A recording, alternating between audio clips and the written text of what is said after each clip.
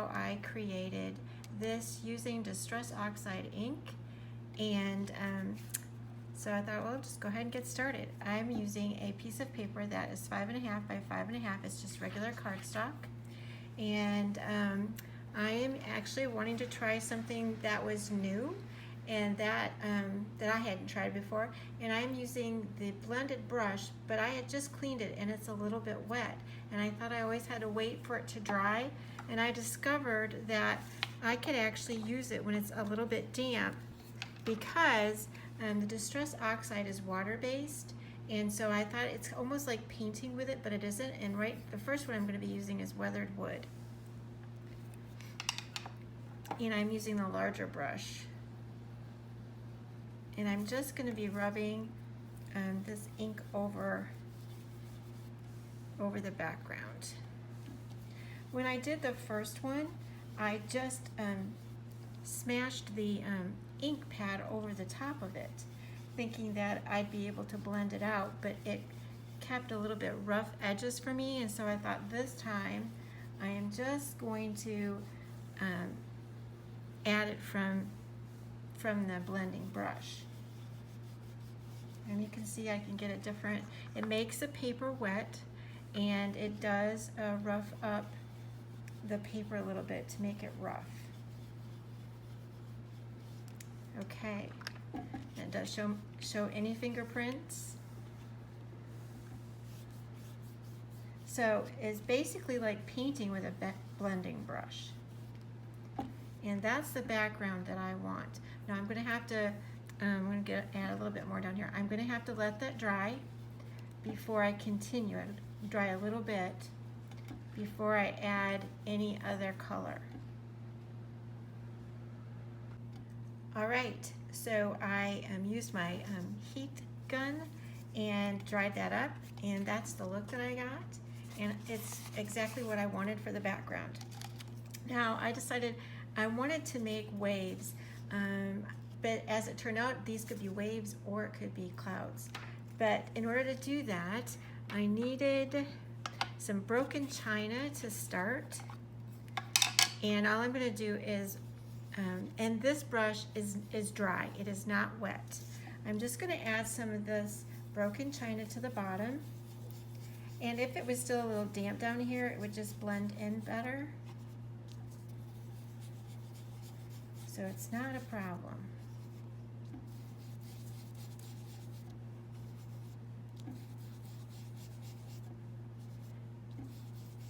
So that's how I'm going to get started at the bottom. And then the next thing I'm going to do is just take a strip of this wherever I want to put it, and I'm going to do the typical blending with a paper strip, and I'm going up.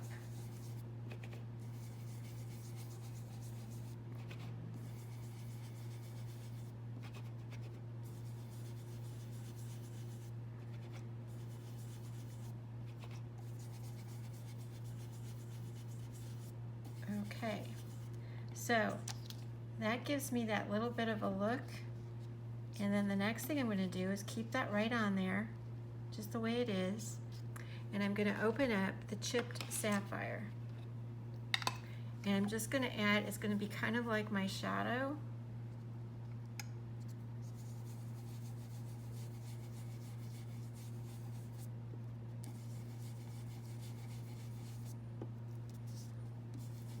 I kept the paper in the exact same place.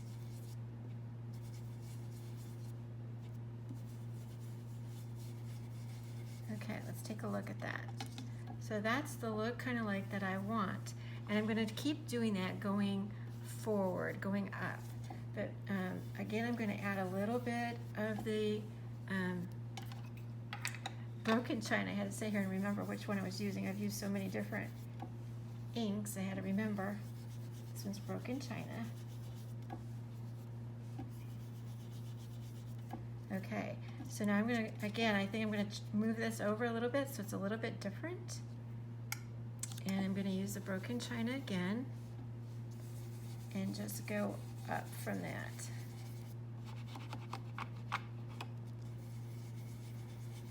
This is when I need 3 hands, or I noticed that Tim Holtz actually uses some of that cling stuff that you would put in your cupboards to hold your, you know, to protect your dishes and whatnot.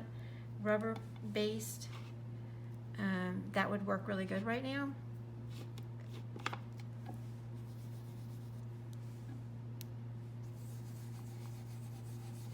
Because I kind of like need 3 hands. All right, so let's see. That's our next layer up. And again, I'm trying to blend that in a little bit. So I'm going to come back with a broken china.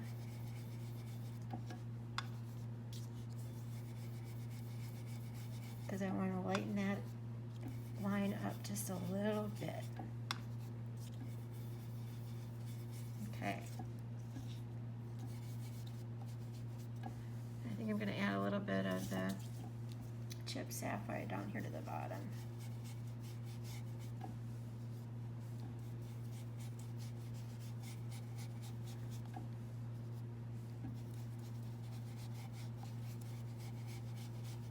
Okay, and we're going to keep going forward. Oops, I'm going to add a little bit again of the broken china.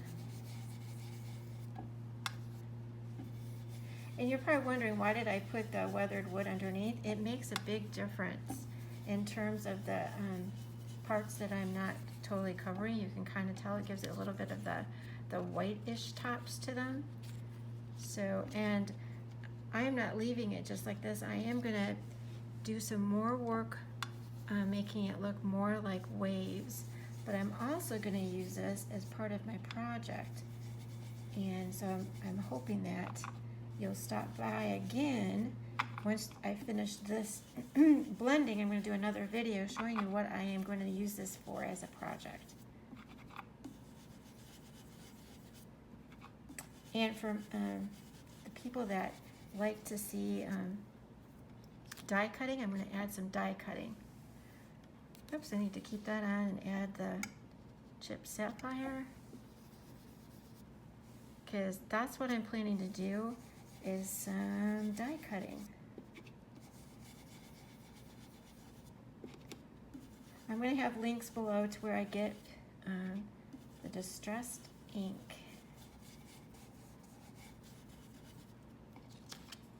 Okay, that's the look that we're going for. Now I suppose if you wanted it to be more clouds, you would leave more of a white top to that, and then quite frankly you could really turn these around either way. Depends on how you want it to look. Okay.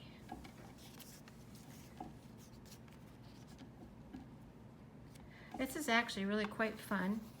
It's very relaxing.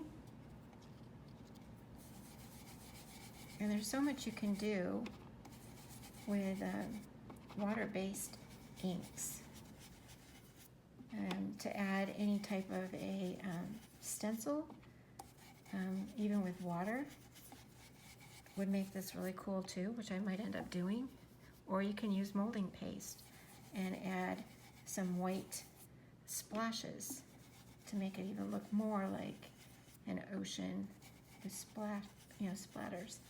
So many things you can do.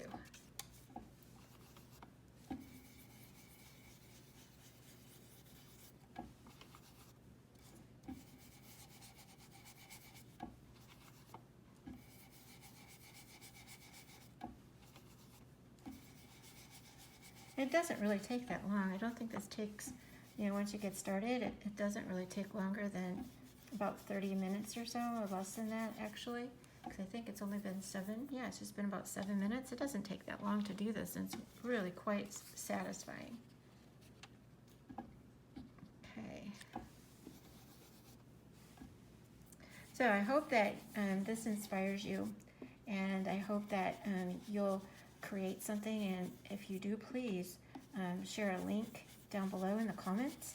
I would love to see what it is that you've created with doing a technique like this. It inspires all of us to see other people's ideas. And by you linking below, it will also give a chance for people that are viewing this to stop by.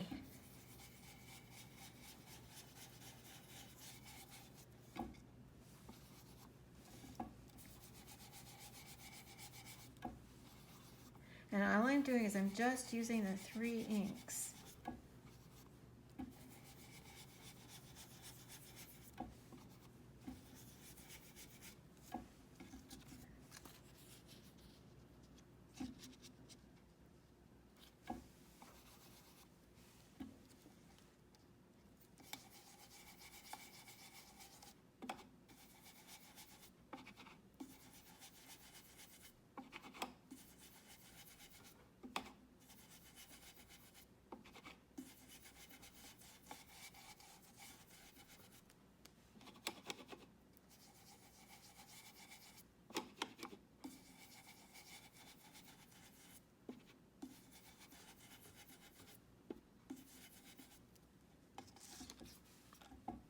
And if you really wanted that to be whiter at the top, you wouldn't have to add, you know, like how I'm adding this to blend it out. You could just plain and simple leave it the way it is. Okay, so I think one more layer and we're finished. Well, actually, you know what? I think I didn't do that much at the top, but you know what? I'm going to do it anyway.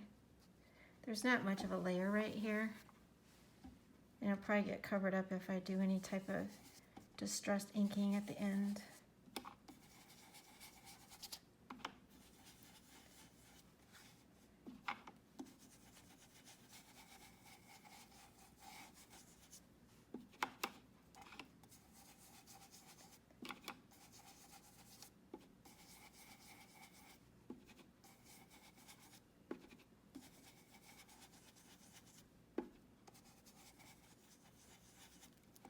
Okay,